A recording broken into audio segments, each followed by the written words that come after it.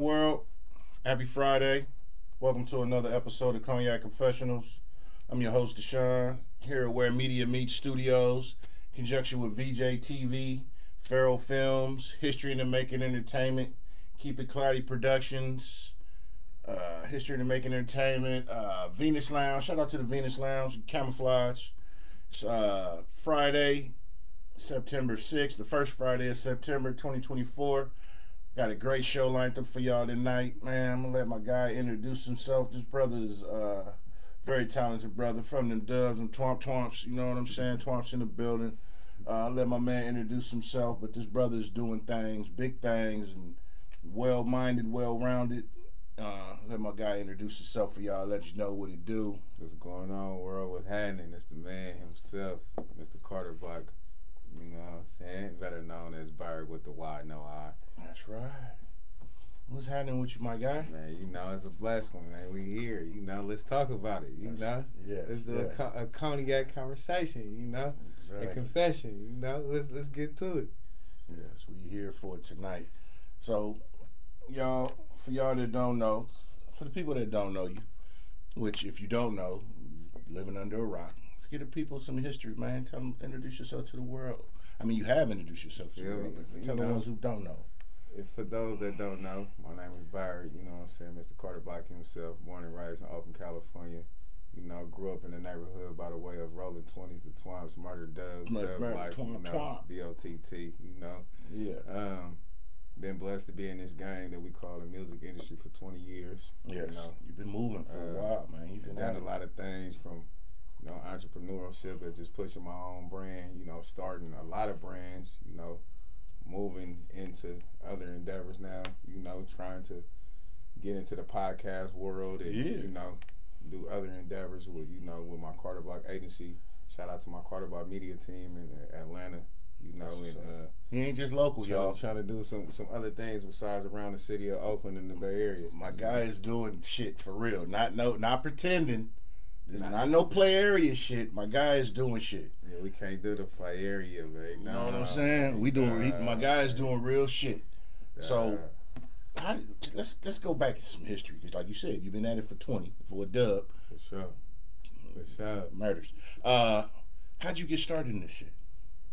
Man, actually, you know, I can say that 20 years have been professional. So before then, my first experience of being in the studio was with PTB, J-Mo. Shout out to J-Mo, T-O-T-T. I was probably about 10, 12 years old at the time. They had the studios on 35th, you know, right around the corner from Calvin Simmons. One of my little cousins had told, you know, J-Mo and them that I know how to rap, you know, and then gave me an opportunity to get up in there and rap, laid some vocals down. From then, I was able to go do some music at Rankin Screw House. Shout out Rankin Screw. Like, you feel me? And from then, I took it on to, you know, getting a little bit older. Had a studio in my room and shit at my mom's house. Created a lot of different, you know, musical content from production to, you know, recording myself to recording others and everything else that come with it. Moved out the way, started a group called The Sluggers. Red Line Entertainment. That was my first media company / entertainment company with me and my little brother, the kid, KYD. It was a special thing that we created. A lot of things that transitioned at the time through this music shit was pushing through the Sluggers and how we was moving as a group. And then we separated at the time, and you know, I created the Carter Block. The Carter Block was my neighborhood, and I took my brand from my neighborhood and turned it into a full development business. And took away any type of negative aspirations or any things of what a person might think of my neighborhood or think of, you know, the Dubs himself, and brought something, you know, beautiful to the table. That you have. I mean, think about it, because, you know, I'm from the Dubs too. We know. Our hood is you know, it's been a lot of shit, a lot of history. Facts. A lot of ups and downs, good and bad, and a lot of people we lost in their prime and before their prime. But at the same time, you do got some very well-rounded, smart individuals coming out of them Dubs. Right. And you one of them too. So I'm definitely gonna salute you for that. I've been highly blessed to be one of them, you know. And I thank the man upstairs for that, and my parents, you know, and everybody else that I done grew up and got some game from. You know, shout out to the never gone but never forgotten either. R.I.P. Zoda Roaster, you feel me? Yeah, that's true. Always have my motherfuckers back like none other, so you know I always gotta keep a lift for the you know. 2-5. You already know, all family, no friends. AFNF to the death. You feel me? I love you, You know what I'm saying? It's the hostile takeover. They better know. If they didn't know, now they know. You feel me? Big 25th. You hear you? Yeah. All right, Pharaoh said, "What's up?" He said, "Carter Block movement is strong, real community orientated." That's my guy. My co-host Pharaoh's. He ain't here tonight. Flodge is watching too. He said, "Yo, Lamar Russell, what's up?" He said, "My guy's solid individual. Of course, Birds consistently use this platform to help others. Just want you to know you are appreciated." That's my guy. Appreciate that. Lamar's my guy. That's love. My old neighbor. That's my guy. Appreciate that, man. You know, as they say, I do a lot of community work. You know, I've been. It's crazy because when I was outside doing a lot of the community work, a lot of artists and other people that do what they do was scared to do what I was doing. You know what I'm saying? Like, shout out to Ballhead from the top. Yeah. You know what I'm saying? Shout out to KP, Kevin Parker. Oh, yeah, KP. You know what I'm saying? In the mid-2000s, we started a non-profit called Struggle to Bubble. You know what I'm saying? We was all on San Pablo, all in the killer 20s, making sure that was given out to those that was in need. You know, we never judged the book by its cover because you never know where you might land, you know what I'm saying, one day. So what we used to do and what I used to do is make sure that we bring the barbershop out there to cut the homeless. You know what I'm saying? We had sponsorship from Cal, so we'll give a lot of the Cal clothes. We had a lot of brand new Jordans and Nike shoes and everything that just came with giving back in the right way without always having to expose it to the media standpoint to where sometimes you can make those people look a certain type of way when they might not even want to be on camera. Right. You know what I'm saying? So at the time that we was doing it, I didn't like to put no cameras in their face, but one thing I would do is take a picture of them to show their appreciation that there's people out here that love you no matter what you're going through. You know what I'm saying? So salute. I remember that was them was some of my great times of experience. And when we did that, we started a security company, gave a couple of those people out there jobs and changed their life throughout the opportunities that they was going through and trials and errors of just living in poverty, you feel me? So it was a blessing to be able to change the fact of what a person might look at you from where you come from and not knowing that that's just a stepping stone to see where the future led you to, you know what I'm saying? Because I always look at shit. I was in the streets before, you know what I'm saying? I have to be blessed to have a great ass job today to this day. So you know, for real, you never know what may hold you from with the situation that you came from and where you at in present day. So you know, I tune not to even put a label on those people because the people can be you. You know what I'm saying? Yeah, that's true. Big salute to you. So, and like you said, you talking about the early 2000s doing this. Now we got people, like you said, now doing a lot of things and whatnot, but like you said, you was doing this before it was trendy, or before it was your known thing. And where did that come from? What instilled you to do that? On some real shit. What used to really fuck me up is that we stayed in a tech area, multi-millionaires, Silicon Valley, San Francisco, big money, Oakland, you know, city of pride, and you know what I'm saying, all this extra shit. But it was so many people driving right past these people though.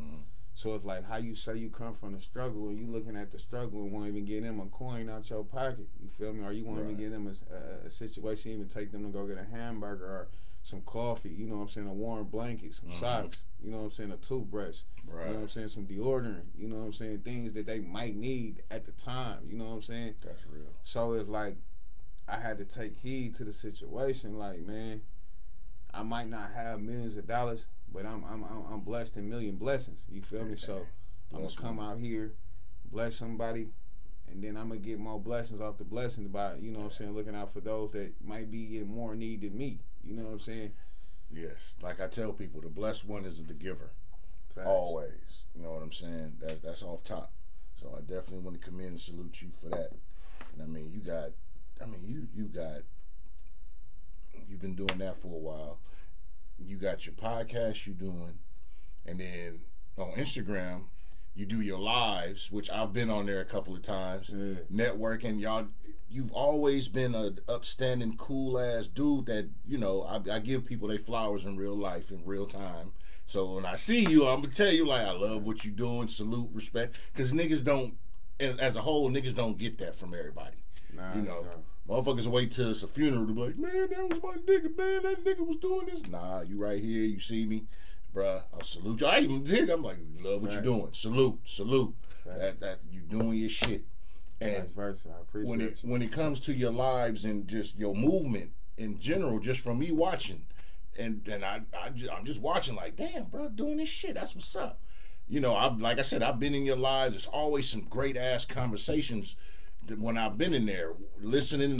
Y'all brought me in on the screen a couple of times, and I chime in. It's always some good ass positive shit, and I love that because society and niggas in general don't gravitate towards that. They always pick up the gun or the bullshit aspect of social media or the way we're portrayed in a negative light, but it ain't too much positive shit that get people be consistent on. And you've been consistent for a dub.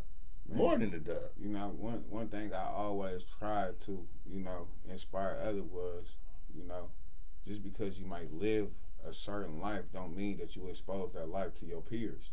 You feel me? So when I was in the streets, I used to rap square. So I used to throw people off like, bruh, you be...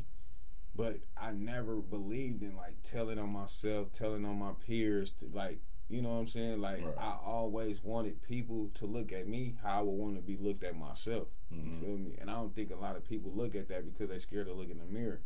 So I'm confident with self. You feel me? A lot of people just don't understand the confidence. And it's just like I had to just look at the fact of that I'm a leader, not a follower. You feel me? And I always been like that since I was a child. So, you know, to take on these characteristics as a grown man is something that I hold value within myself to pass on to my children. You know what I'm saying? Like, be a stand-up individual and hold your own. And, you know, it's easy to be a follower, but it's hard to be a leader. And the obstacles that you face is going to be way, you know, way harder than falling victim to anything that anybody got going on, because that's the easiest shit to do. You know, join forces with anybody, be a part of anybody's politics, you know what I'm saying, do all the little stupid shit, but to carry your own and be some type of leader in this foundation of these streets and this, you know, this shit that we call poverty, you know, the neighborhoods, the blocks, the turfs, and the zones and shit, you got to be able to be, you know, prayed or be praised. You know what I'm saying? So I always looked at it that I wanted to be praised in a glorified manner that where it ain't just in me, it's on me. You know what I'm saying? So a lot of people be half-ass, you know, authentic, but they be having gimmicks behind it. So I always wanted to be authentic, no gimmick, and just be me. You know. Hoagie Hamilton said, just tapping in. It was good. Stay on the grind. Appreciate you. Devin, I see you tuning in. What's happening? Like I said, I'm thoroughly impressed. I love what you're doing. So the Wake Your Ass Up podcast, let's talk about it. Where'd that come from? So it's crazy. I've always been a person that been always marketing, advertising my brand, promoting whatever I'm doing outside in physical form. You know, so when COVID hit, it put people in a position of where, like, you got to figure something else out. So what I was doing was I was doing talent shows. I was just going live and just creating all different type of content to where it was just like, damn, what can I call this? Because every morning I'm waking up, smoking hella tree, everybody fucking with me. On the line. You know what I'm saying? So I was just like, man. And had a talk with some of my, you know, brothers and, you know, comrades and all the people that we deal with, and came up with some shit. And it was just like, you know, it's to wake your ass up. So the wake your ass up was like part of my situation, because, you know, I smoke heavy, and then my bro, Cheap Charlie, he got the no sucker shit.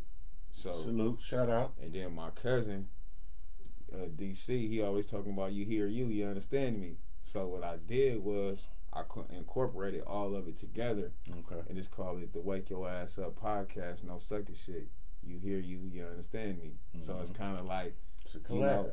Collab, incorporating all of my peoples, not leaving nobody behind, not leaving nobody out. You know what I'm saying? It's showing some people that you can bridge the gap and bring people together on a positive standpoint to where it's not broadly put to people on like we ganging up on some turfs and blocks and other ass shit. Because, you know, we come from a place where politics is heavy over, you know what I'm saying, analyzed in this game, no matter if it's the streets, you know what I'm saying, entertainment, you know, movies, just having a day-to-day talk. So, you know, I just try to stay away from that shit and just try to peep the game on what's missing and just keep it 100. You know what I'm saying? But my thing is, I always say keep it 1,000 because you take a 0 off of that, you being 100. But if you take a 0 off that 100, you need 10, you fraud. So I always try to keep it 1,000. Motherfuckers to get that at 3 in the morning. You feel me? So we can, you know, get a game. And people need to stop thinking that game is always some pimp shit. You know, when we come from the Bay Area, people think game is pimping and hoeing. You feel me? And conversation run the nation. Procrastination is a violation. Come on. You know? So it get misled on that thing. So we try to give the encouragement to have people to talk about things that a lot of others are scared to talk about. Right. You know, so we pinpoint things on probably being elders in this game, that taking accountability to parts that we played in, probably being in the streets and misleading some of these kids to be in the direction that they is today. Oh, yeah. You feel me? Too, you know, just standing on point to understanding that everything ain't standing on business because people don't own businesses. You know what I'm saying? A lot of these people always using these terms and don't understand what they really be saying to these people and the peers out here in these communities. So it's like, if you're going to say you stand on business, at least own the business that you can stand on, and make sure you have business insurance so you can stand on your business. So it's principles behind the morals that you're giving the game to. So I advise people stop using these terms when you don't own the business. You know what I'm saying? Just say I stand on principles, I stand on morals. You know what I'm saying? I stand on things that, you know, I'm serious about. You know? But standing on business, nah, that's the wrong terminology that I think that people is using when they don't own a business. You got to have it. So in order to be able to have it. Come on. So earlier you mentioned about Carter Block. You mentioned in Georgia and whatnot. So where are you at everywhere? Because you be out there. So let's talk. Let people know what's happening. Man, so you know we got Carter Block City. We got Carter Block South. That's starting in South Carolina to Atlanta. I got Carter Block Media that's out of Atlanta. I got Carter Block Entertainment. Yes. You know, I got Carter Block agency that, you know, that help those that need like PR services and marketing and advertisement and promotion. Promote it. You Tell know, it what it is. We got Creating Black Excellence nonprofit. You know, for like troubled teens and those that's, you know, involved with street life that need somebody that probably came from that life to show you a different type of way in present time. You feel me? Real time. Because a lot of times, a lot of people that run these situations, they not people that they can talk the same lingo or walk the same walk. So a lot of times they don't understand. You can't relate to the person sitting there. You want it. If I can't relate to you, I'm gonna be kind of standoffish. I'm not gonna be able to receive what you said. Even though you could be saying what I'll need to hear, but if I can't relate to you, like you're saying, then it's a disconnect. Right. So, you know, creating change and starting change starts with us. You know what I'm saying? So I actually just took in the situation of what it is, you know. That's what's up. Accountability and moving shit forward. Prosperous. Melanated King. That's what the shit is about. Y'all need to understand it. You heard me? Man. So, you know, I got a lot of good endeavors going on, and I've been blessed to have a beautiful team that's been behind me. You know what I'm saying? Because it's not just myself. I have done a lot of things by myself, but in present day, I have a wonderful team that's been behind me, been rocking. They pushing.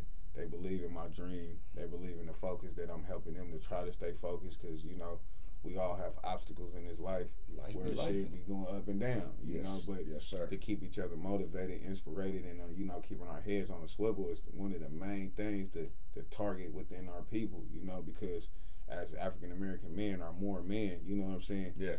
We have to understand a lot of times we don't have a circle of people to talk to, or, you know, a circle of people to get things off our chest. So I try to create brotherhoods within my peers and my people to where we can just have some conversation amongst each other and just let shit out that a lot of times people might not, want to hear, or be thinking just because you a man that you don't supposed to have no feelings, or you don't supposed to have no emotions. But as a human being, we have feelings and emotions. Yes. You know what I'm saying? We're not robots. We human. Exactly. We human. So we be trying to get the women to understand as well, to start respecting the man for what we are, and the obstacles that we deal with on a daily basis, having to step outside and put our lives on the risk. So do theirs. But the things that we deal with, it might be a little bit more harder on our testimony when it comes to that deliverance. So you know what I'm saying? So true that. I be trying to get the women at least to see the fact of, appreciate those that need to be appreciated so they can appreciate you back. True. You know what I'm saying? Because we not in as a whole, not 100%, but in general, we're not taught to be open. Nah. And how to show emotion without being perceived as weak. Right. And I really think that's bullshit. Yeah. You know what I mean? Because when we come from poverty and we come from these ghetto neighborhoods, we were just taught to put Band-Aids over them scars and the war wounds. So a lot of times we never heal. And then they wonder why it's so many toxic situations, so many trauma situations, because ain't nobody never even got them heals, the wounds healed up right. We was told there ain't no crying in basement. You know what I'm saying? So you put your pants up, keep it going, keep it stepping. You know what I'm saying? Moving. Suck it up, buttercup. Come on. So it's like now we're trying to change that, and show young men that it's okay to hear that, that some love and that somebody do love you, and taking that love value that is real love. Because a lot of times people hear that shit and it's to where a person can get next to you to do something to you.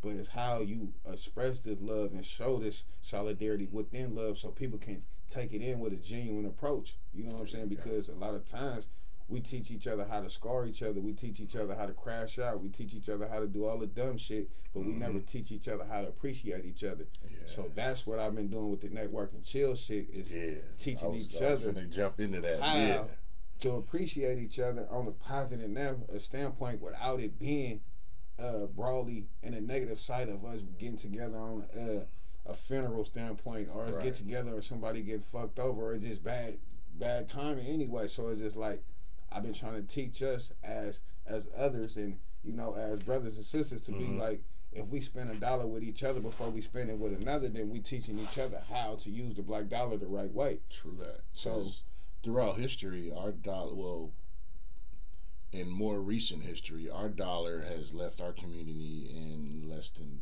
40 seconds. Other communities, they hold on to their dollar a little longer. Facts. And like you saying, you and true testament, you not a person that's just sitting here talking the shit. You actually do the shit. You put in the work. I've witnessed and watched, and I know people that have gone to these events, and I'm like, that's what's up. That's salute. We need more brothers, kings like yourself, because this movement of brainwashing that has been prevalent in our community is a motherfucker. It goes back to shit like the game is to be sold, not to be told. But if you go back to the Bible, our people perish for the lack of knowledge. It's our people, the people who look like us. So it's like we ain't black. If we not giving game to each other to see each other elevate, that's why we seeing our people go down the drain. You feel me? Because we not sharing this wisdom, we not sharing this knowledge that our elders gave us. True. So now everybody wants somebody to have some type of payola situation to get some type of funding to be able to do these things that they're doing, and that's some sucker shit. Because everything don't need a dollar amount behind it. Some things that just it's no price value on this. And share these words of wisdom, share this encouragement that might help somebody put a smile on their face that probably been frowning for 20 years, and you just don't know, just by simply telling them, man, this how you go get your ass capped, this how you go get your BMI, this how you register your music, this how that is. Because a lot of times we jump in this game believing in what the next man tell us, and nobody really never walk us through. Just like us being from the town, you come from old school D-boy contracts. So a lot of these people that's in this entertainment field learned the game from getting fucked over. Right. You know what I'm figure, I got my ass whooped, I'm going to whoop your ass. You feel me? So now this is a heavy, thing that's pushed within the entertainment community. was started from those other people. So then now when we start this shit called, independent grind, or whatever, independent hustle, whatever. So now it's kind of like, okay, whatever money I put up, now you don't get nothing else. Whatever I gave you this, that's what you got. You got to give me first. I had to get my shit back, and then you get you something. Feel me? So now niggas don't know nothing about no splits. Niggas don't know nothing about ASCAP, BMI, Sound Trust, none of these things to make them get paid for the rest of their life. Royalties, you know what I'm saying? Right. Point systems. So it's kind of like, bruh, why I'm not eating? Bruh, because you didn't take the time to learn the business. You was so focused on being a rapper, not even an artist or a musician. You was too busy focused on being a rapper. So a rap nigga is really one of the brokest niggas in the game. That's why people need to understand. Stop trying to be the rap nigga. He's the brokest person. He just look good. He look hella like he got all the shit, but people are putting their 2s and fews and 3s together to make this person look like this. Those are the ones. This is an image, branding, and content that's created. You feel me? Don't get mesmerized by all the fabric, glitter, and gold shit to always believe that this rap nigga is really living like this. You know what I'm saying? Because the majority is the people that's behind the scenes, the people that don't really want to talk, the people that's over here you see moving and grooving and moving around hella fast and shit. Them the people that's really got the cheesery. You feel me? You can correlate it into sports, and this is not knocking sports because I love sports to an extent, but we trip off the sports figures, the athletes, but it's the owners of the team, the motherfuckers who pay them. Come on. Who you want to be like? You want to be like Mike, or you want to be like the motherfucker who got the money to be like Mike? I'm gonna give you this much. That always been my drive. Like I never wanted to be the little man. Like, what's the point of that? I felt like I was always the man when I was little, so I want to be the man. Like, yeah. Like, what's the point of being an employee if you can be the owner? I get it. Everybody don't have the mind state to have that, push and that drive to have those same aspirations and goals, and you're no different. I'm not nothing better, but at the same time, this is my achievement to where I'm pushing for. Right. You know what I'm saying? Like, when I wake up in the morning, my dreams and my goals is to be bigger than Birdman, to be bigger than Jay-Z, to be bigger than, because these are people that I grew up admiring because I seen they had good business. So my thing is, I'm trying to create my brand to be 10 times better than their brand, so I can change the game by giving the game to those that's missing things that they need to succeed. Right. Because if there was more people like you and doing what you do, us as a whole, as a melanated, because once again, we ain't black niggas, we melanated. There's a difference.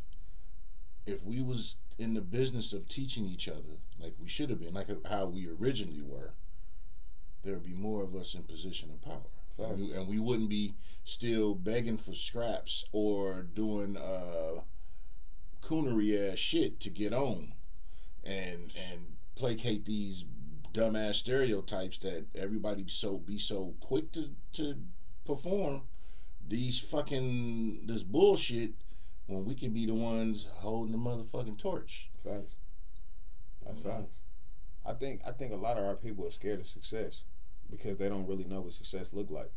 They look at the entertainers that's put in our face that's basically puppets. That dream, motherfuckers. And people think that's success when a lot of those people are not even happy to be in a successful place. So it's like, what really is success? Right. So people got to start looking at it that you able to pay your bills, you're able to handle your business. That's success. Not just walking around with people that's policing your life and telling you when to get up, sleep, eat shit. That's dinner like being in jail. There are incarcerated millionaires. That's what people got to start looking at that. So do you want to be able to control your approach, your agenda, your aspirations and goals, or you want to be in a controlled environment that you're just rich, but you basically in a community that's controlled by the people in power that runs private prisons that takes over the whole game. So it's like, what do people really understand what they're involving themselves into? Do people really understand that, like, what really holds value in this game and what don't? You know what I'm saying? Like, because it ain't the car, it ain't the jewelry, it ain't the jets. Don't get me wrong. We love melanated women. We love women. It's good business. That's a 50-50 split when it comes to that aspect of it. You got to understand the correlation between king and queen, but all that extra shit is fluff. Facts. Like my dad told me, it's chicken today, feathers tomorrow. You know, a lot of people, you know, they tune to think that this shit is 90% music, 10% business, but it's 90% business, 10% music. The music, you can be alright, but the good business can put you in major places that you never thought you would be. Right. You can have a one-hit wonder who's on top of their shit when it comes to the business behind the scenes with they craft, and they, even if it's a one song, right, and market they shit forever and be set cool and don't ever have to do nothing ever again. Right. When it comes to entertainment, music-wise, one of the brothers who, when we were younger, is loaded. It's a couple. I'll name a couple that you don't hear too much about them nowadays or nothing. And it's not like they fell off and fucked off. Ray Parker Jr., Lionel Richie, them some brothers. Of course, you got Barry Gordy and them, who, you know, they all that. But I'm just saying some brothers who was on top of their shit. You don't hear the, oh man, he fucked up now because he ain't got business shit. Dope. Even how Jermaine Dupri's dad set him up, right, with when he did his So-So Def deal. Right. The way his dad set up his contract, he couldn't be fired for 10 plus years. I mean, a lot of these people that's in this game are fathered in. Yeah. But a lot of people think that these people worked hard for their situation, but this is a pipeline that's been happening for many moons. Yes. So it's like, once these people have children and cousins and brothers and sisters, they tune to, it's a secret society. So it's like, some people may know that this your family member. Some people are not told not to know that these not your family members. Yeah. Because if I point to open up this door right here, and people know this, they're gonna say that basically playing family ball and passing and just pity play between each other. So they tune to put these people out in the public view, make people think that they worked hard to get in the position that they did, when these people are fathered in. So it's like, oh, this is my little cousin. We're going to present him to the world like he's a new artist or she's a new artist. People fall for it. Bam. They already had a marketing budget behind them that was $1.5 million, but we making it look like they coming out the grind. They coming out the dirt. They working hard for this shit. No, this is a play to make y'all move a fake believe story that's created to make y'all fall in love with something that was already built with a team. So a lot of times people got to understand that one of the best things to do in this game is to create a team. You know what I'm saying? And once you create a team, it becomes a formula that you can create within, that becomes a blueprint on how you make it. You feel me? Because what might be my blueprint might not work for you, but things that I have taught might work for others around us, though.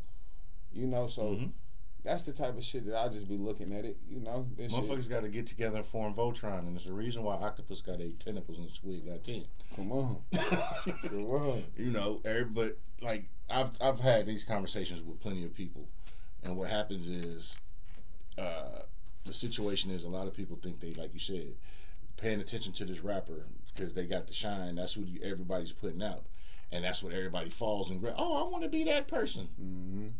They're the public. But even that person is on the team, like you said, the team. And I've used this in sports. If a sports franchise wins the championship, world championship, and okay, so NFL, any American sports is not a world. Even though they call it a world championship, it's not a world championship. It's an American championship. You'll get that at 3 in the morning, though.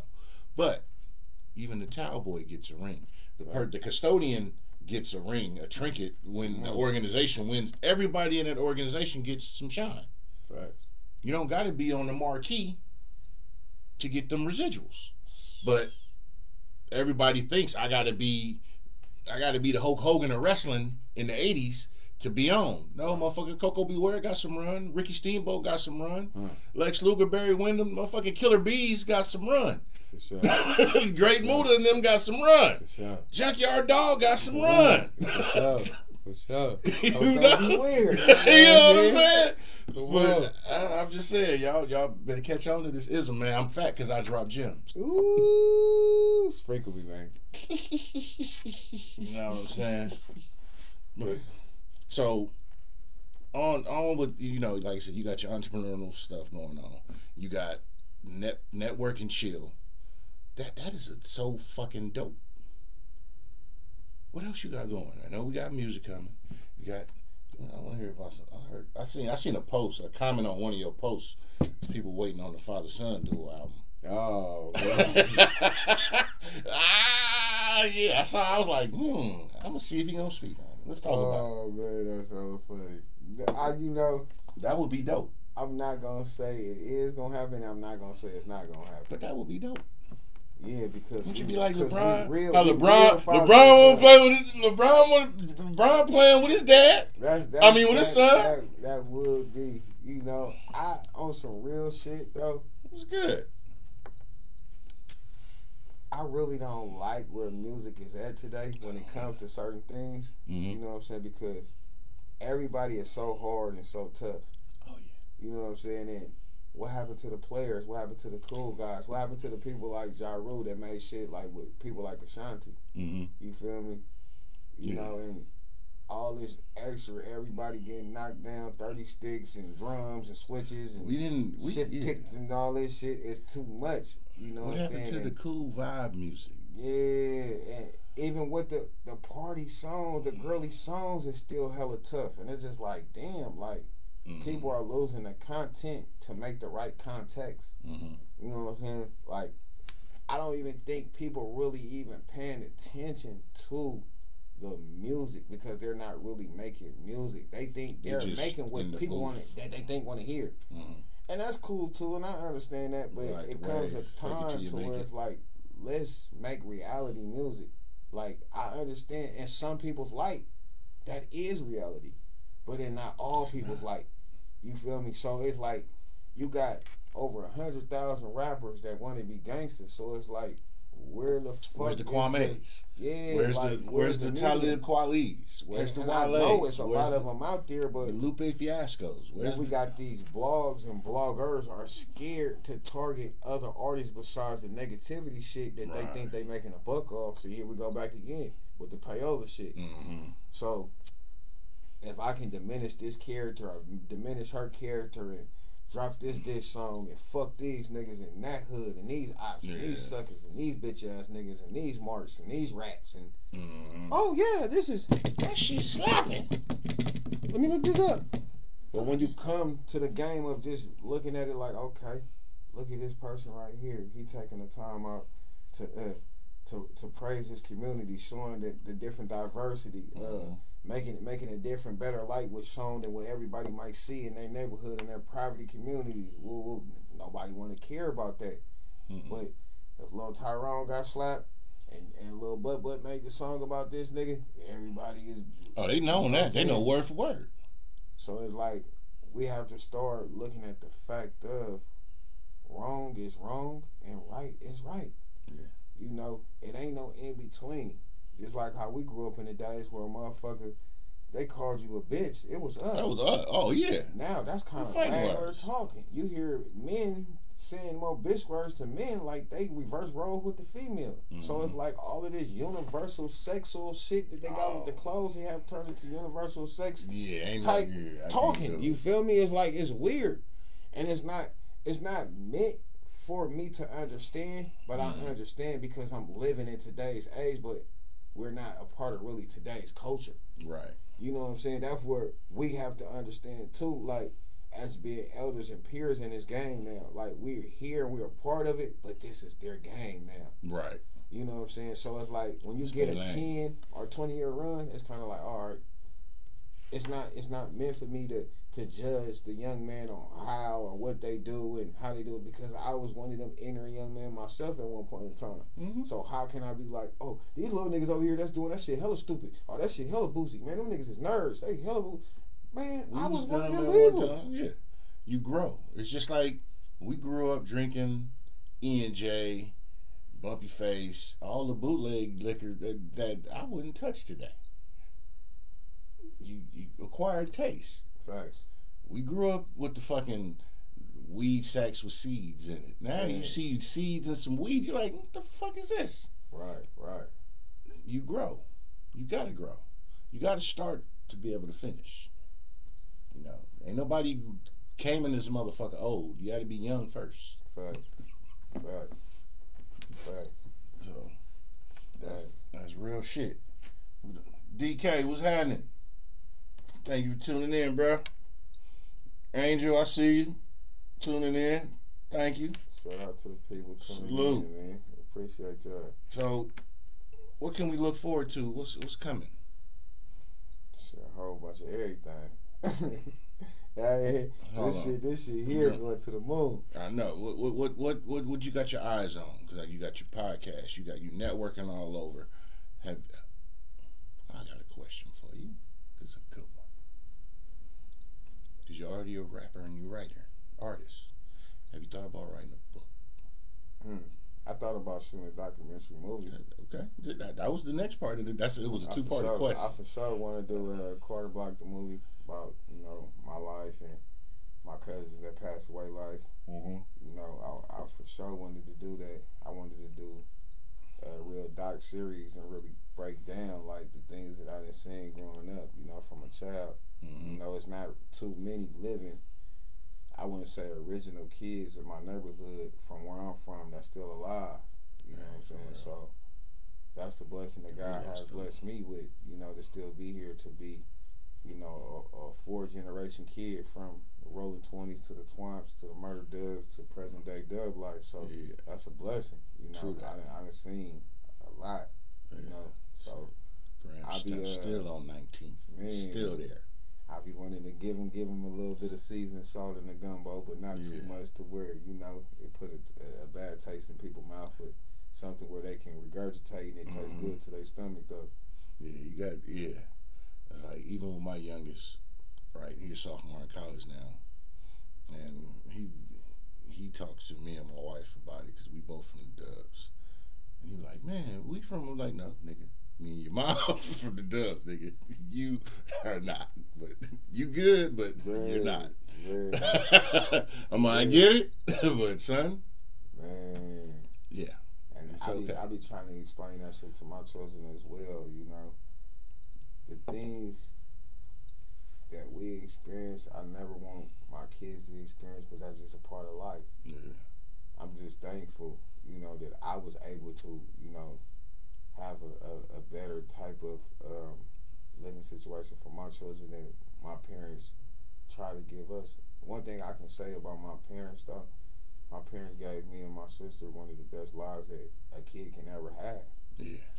Regardless that we lived in the 20s in the ghetto or probably where everybody say, and the inside our house, and never looked like nothing that ever. Like, we had all the big screen TV float models, video games. Chilling. All this Atari, shit, motherfucking ColecoVision, man, Sega Genesis, Sega all Saturn. I didn't miss no video games, no shoes, no still clothes. Got it. Yeah. I didn't miss. I was one of the first kids to have a real basketball court in the neighborhood, like all that type of shit. So these are things that I take on now as a grown man to try to pass on to my children, to be a people's person to the people in their community too. You know what I'm saying? Because I wasn't like no little fuck boy growing up.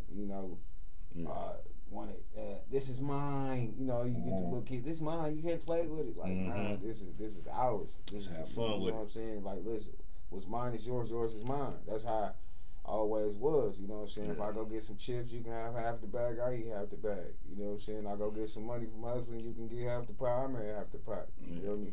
250. Let's go to Shoppers, Niles, Edge and Tony's. We're gonna get this motherfucker. I'll go to Niles, get some motherfucking dry salami and cheese. Tony's, Shoppers. You know what I'm saying? Old school times. You and I. Shit. Or Willie Browns. Take it back even further. We're gonna go to Miko's on East 14th and play Paperboy. You hear me? We go to Miko's. You understand me? We go to the arcade. We go to Miko's. Go there. Old school Miko's. King's Boxing Gym was next door. Man, that's legendary right there. That's real history. You know what I'm saying? Shit, that's Mom's real. place was on. Remember, Mom's place was that 27 Foothill at the corner. At the corner. And then you had the ice cream spot right across the street. Yeah. Damn. Classic days, right? Shit. That's the burrito shop. Yeah, now it is, yeah. They had the little one video game in there with the rollerball thing on it. We used to do all that shit. Going through the creek, coming way out damn near by Diamond Park. Come on. Going through the creek. Epic.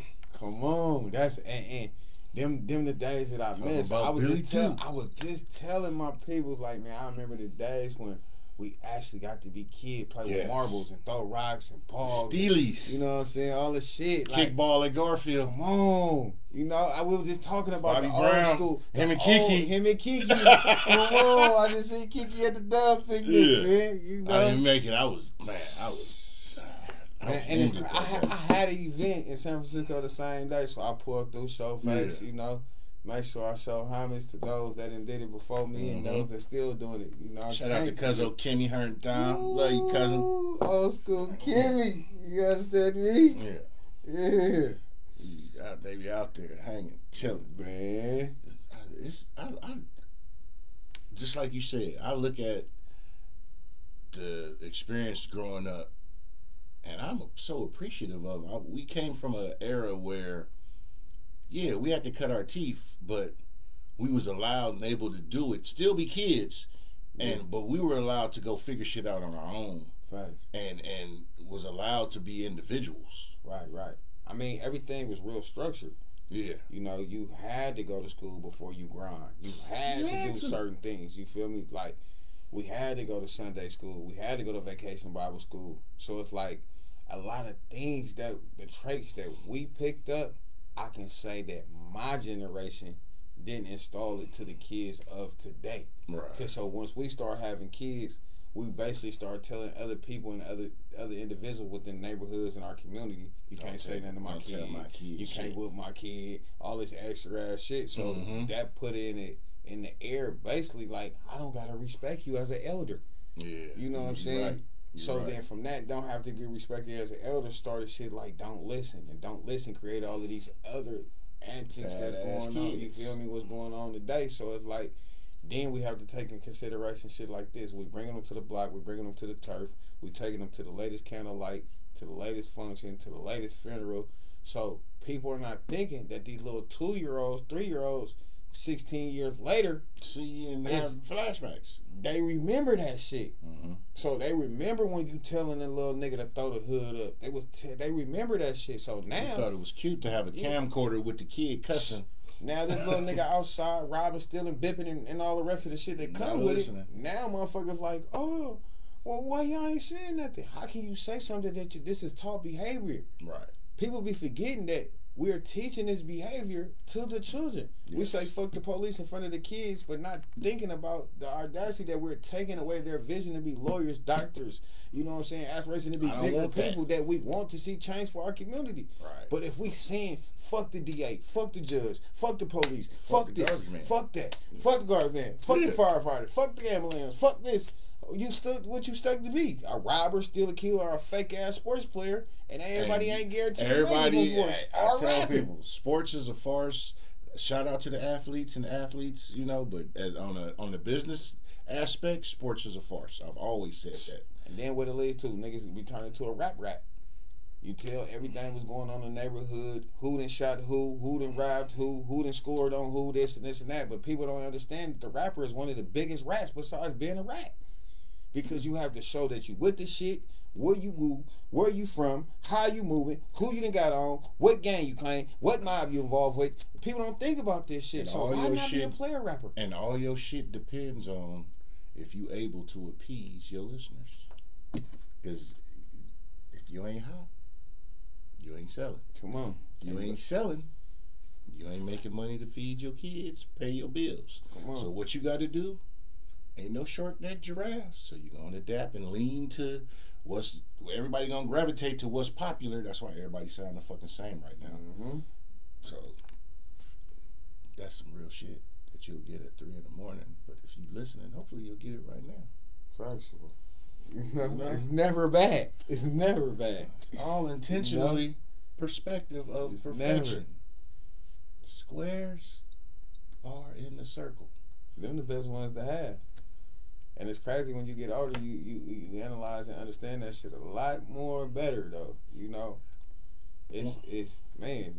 I'd rather have a nigga on all 4 corners than just a circle.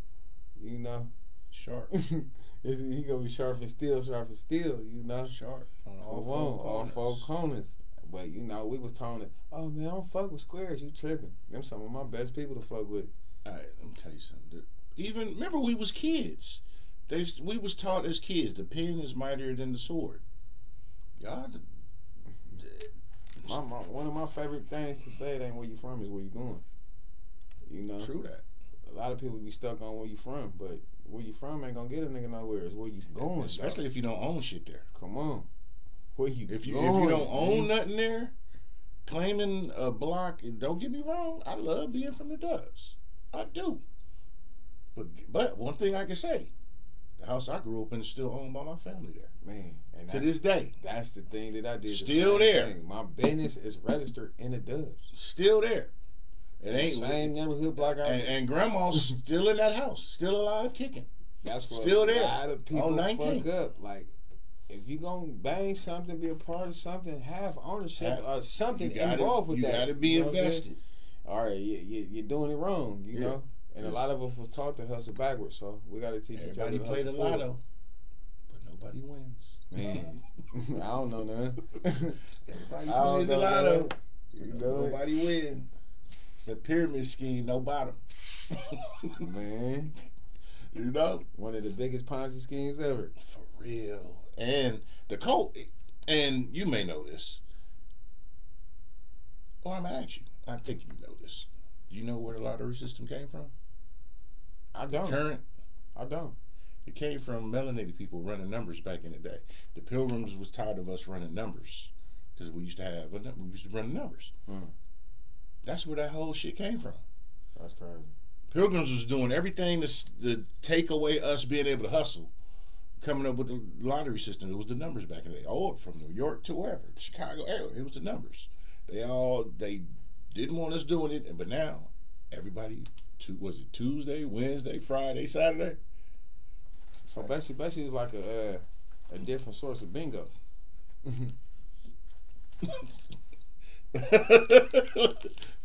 Motherfuckers playing the numbers. Hey, you never know. All right, they say like Lotto, you got to be in it to win it, but one thing for sure. Facts.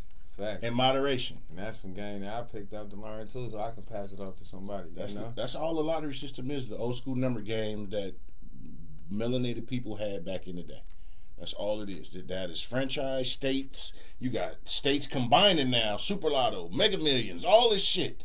Everybody focused on that number. Man, we create everything. And all it takes is, what they say, all it takes is $1. Can you imagine the pipe dream? Think of this. You know, the lotto could be 700. Remember, not too long ago, it was $1 billion. Excuse me. It was $1 billion. And it was either $1 or $2 for a ticket.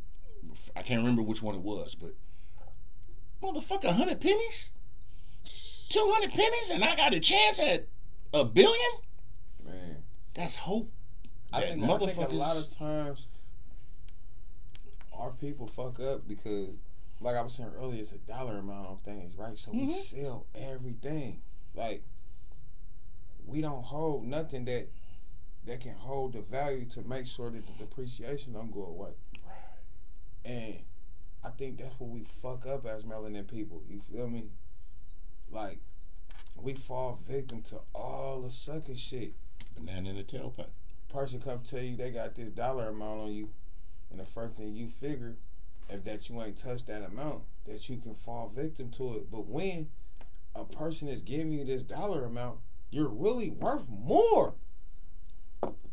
Remember when Master P said it? He said when I forgot what record company offered him $1 million, I think, to sign, and he was like, "If you gonna offer me $1 million, that mean I'm worth 10 or 15." So he didn't sign that. And like you said, people take that first that buy now, like on the internet, everybody be internet shopping, that buy now price. When 10 minutes after you done did the buy now price, you're like, oh, the value done went down. Now you underwater. Facts. Don't sell yourself short trying to get ahead. And I think a lot of our people do that very often. And that sets us back so far. And too, with a lot of the data and statistics and, you know, all the analyst shit that go on, and, you know, as they say today, they come up with this bullshit. I can't even think of the word right now that they come up with. They got engagements. They got analytics. Well, here's the thing with stats, and we always hear the saying, men lie, women lie, numbers don't. Shit, numbers lie the most. Because everything is math, and it's about what you put into the equation that gets the sum or the difference. But what's even the trick was about that? Me and my cousin talk about this all the time, right? They teach you algebra. Mm-hmm. They teach you basic math, multiplication, subtraction, division. Mm-hmm. You know what I'm saying? But how many people do you know that know gematria? Gematria is the world way of how you supposed to count. That's how a lot of these bettors win. That's how a lot of they make the tricks on the numbers on how they figure out how things is moved within the world. Probability. You feel me? So they never teach us the things that make us move forward. They make us stay in a box. Mm-hmm. You feel me? So if we can keep a lot of people in a box, that's what's keeping people sidetracked from what's going on in society. You feel Here's me? the thing. Social media. Use this bottle for existence, for example. Here's the bottle. So as long as this bottle's here, we're going to drink from it. Facts. Not knowing that there's another bottle or different options of bottles. Right. We focusing only on this bottle because they put this bottle in front of us. And then we do things as this. We believe in everything that they tell us.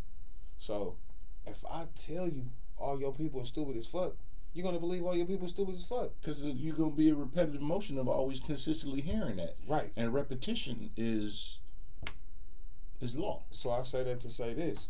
A lot of the times with life, right, they tell it's more black people on welfare than it's more others. Not. It's more others on welfare than it is black people. It never has been more. It's more others on Section 8 than black people. Right. Everything that's pointed to us as being the failures is really more of them. Yes, because but I want to hide use it against us, and we believe it. Right. So if I keep telling everybody that look like me, nigga, you broke, you're going to think that you're actually broke when you're not. When these people are really broker than you. Exactly. And this is what happens with entertainment. This is what happens on a day-to-day basis. You know what I'm saying? Everything that's a physical cash value doesn't mean that you're richer than somebody because of that currency. It's a lot of people that doesn't have a physical form, but they have credit form that's way richer than you. And they sleep outside. Mm-hmm.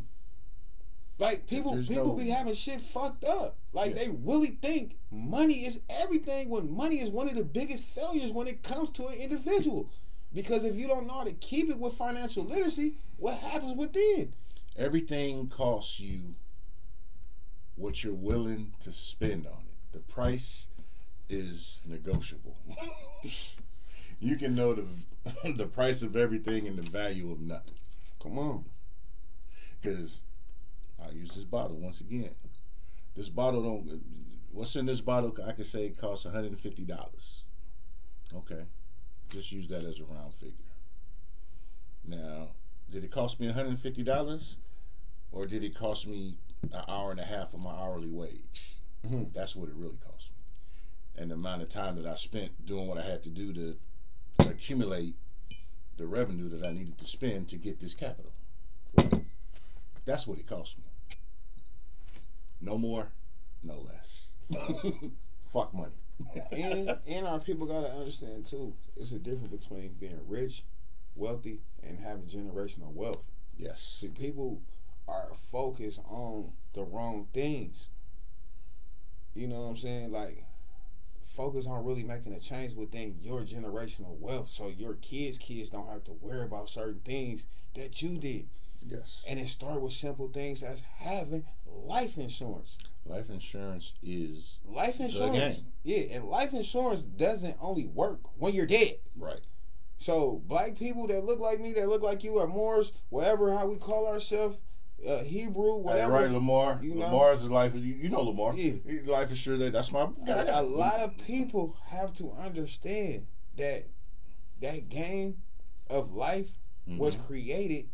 A lot of these Fortune 500 company business, shit like Disneyland. Disneyland was created through life insurance. So it's like it's an investment firm that helps you. You know what I'm saying? Give me your money. We can call it the biggest Ponzi scheme if you want. But all it's saying is, Let me hold your liquor. I'm going to age it. No different than the bank. Yeah. Let me hold your money. And they're actually better. I'm going to hold it.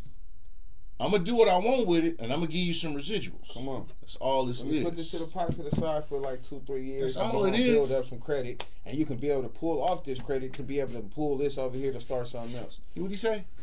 Let me hold a little something. That's what it is. I understand that. You break shit down to its lowest common denominator. That's simple math. We was taught to break fractions down. You got to do that in life. You got to break fractions down.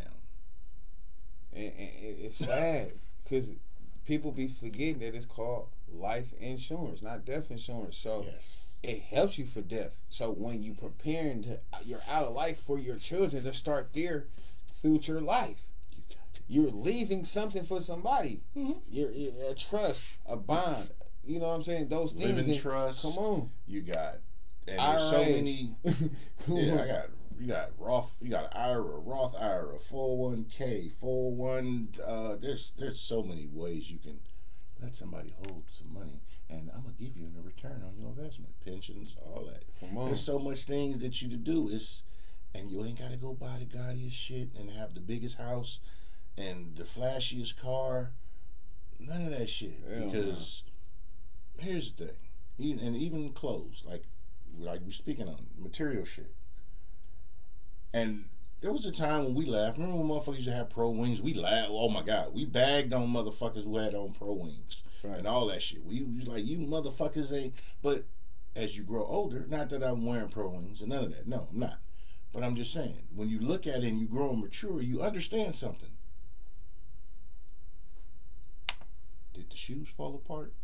There's quality. If the shoe was quality and it did its purpose, it did its purpose. Facts. You can know the price of everything and the value of nothing. You get that at 3 a.m, people. When we was growing up, the brand Champion was considered low grade. Am I right? Right. Champion was considered, what the fuck is that? Now, Champion is up there with Nike. You go to Foot Locker, you see a Champion running. Man. Champion was some shit that you saw at Copeland's when they had to buy 2 shoes for $55. For sure. I'm just saying. Shit grows and matures. And you see them people ain't sell their shit, or they ain't quit on their shit.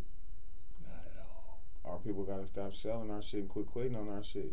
I would never sell my shit. I would never quit on my shit.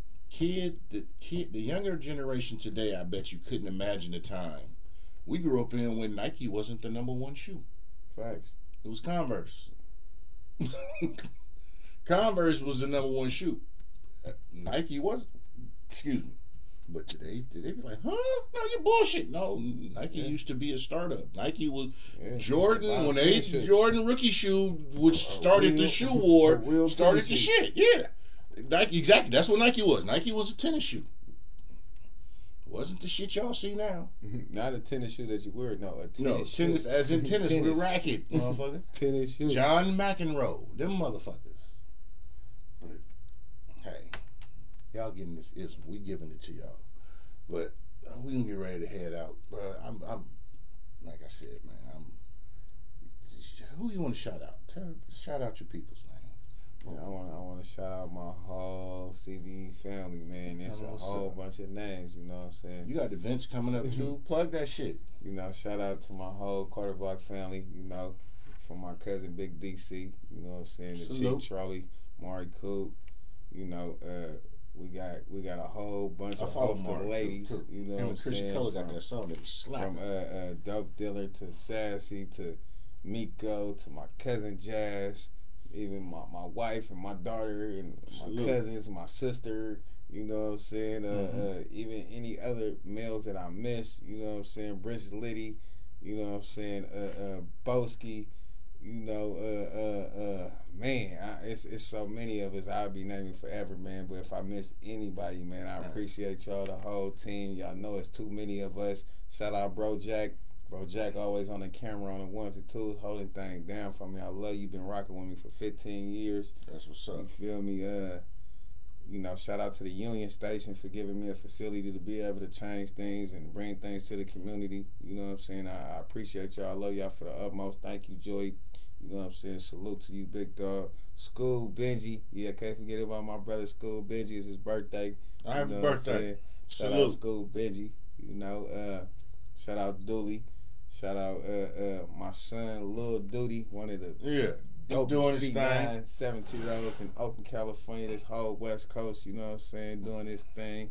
And I'm going to give a special shout out, man, one of my Vallejo representing, you know what I'm saying, SB Smack, one of the dopest producers, never get the thing and the glory he deserved, man. Salute. If y'all fuck with the beats, y'all need a producer, you feel me? Tap in with SB Smack, man. That's one of my favorite. I always tell him, you know what I'm saying, he just never get his due diligence, man. Shout out to SB, man. His flowers you in real time. So, you got, when's your next Network and Chill? September 14th, October 12th, and November 20-something. I can't remember that one, but I will be sharing. We all the way out, though. We heading them out into the new year. Yeah, so I will be sharing that on the platforms. Y'all make sure y'all tune in, come in, like you said, Network and Chill. This is about building bridges, introducing yourselves to people, because I'm going to tell you, your network determines your net worth. It's only a few lucky people in the world. Everybody else get there through hard work and conversation run the nation. You know what I'm saying? Hard work beats talent when talent don't work hard. So, thanks. I don't have all the answers, just the right ones. And if you want to see us live and direct every day, you can check us out on live. Tell them. You can check us out on Twitch. You can Twitch us on Twitter. You can check us out on YouTube. You can check us out on all the latest platforms, man. Monday through Monday. 8 in the morning, 8:05 in the morning, 8:05 at night. We doing it. Waking your motherfucking ass up. You hear you? You understand me? No sucking shit. You bitch. You hear you? Yada. Come on, man. Make sure. So y'all can catch it on one of them downs, or y'all can go to quarterblockentlc.com and you can, you know, get on to the Twitch, the live, so you can see wherever you want to see on through the website. That's how we doing. We coming like that. We bringing the data. You know, if MySpace did it, Instagram did it, Twitter did it, and Snapchat and everything, we can do it too. So we sending y'all pull up to quarterblockentlc.com, man. Come give us some of that data like y'all give everybody else. You understand? Hey, and you heard it here. I'm telling y'all, certified, definitely real as fuck. Man, much appreciated. Thank you. Thank you. Tell you in your face, love you, salute. Yeah, love you most. That's what's up. Appreciate you, big twonk, twonk. Come on, shout out to the whole hood. Shout out to the Dubs, man. Made from the bottom to the top. You already know it's always love. Come on. Shout out to Pharaoh. You can find Pharaoh at Pharaoh Films across the board. You can find Camouflage at KAMMAFLAGE across the board. And you know where you can find me. Always. Where? In your bitch dreams. Why? Because that's where I reside, motherfucker. Don't get mad about it. You know what I'm saying? It is what it is. You cry in the car, man. It's okay to have feelings. Just put them in your back pocket and sit on them. But until next time, man, appreciate everybody for tuning in. Love and light. Take care of each other. Stop doing sucker shit. For real. Pay attention. Vote. Understand what's going on. Stop being a fucking on the hamster wheel. Because you can be on the right track, but you get ran over by the train if you don't move.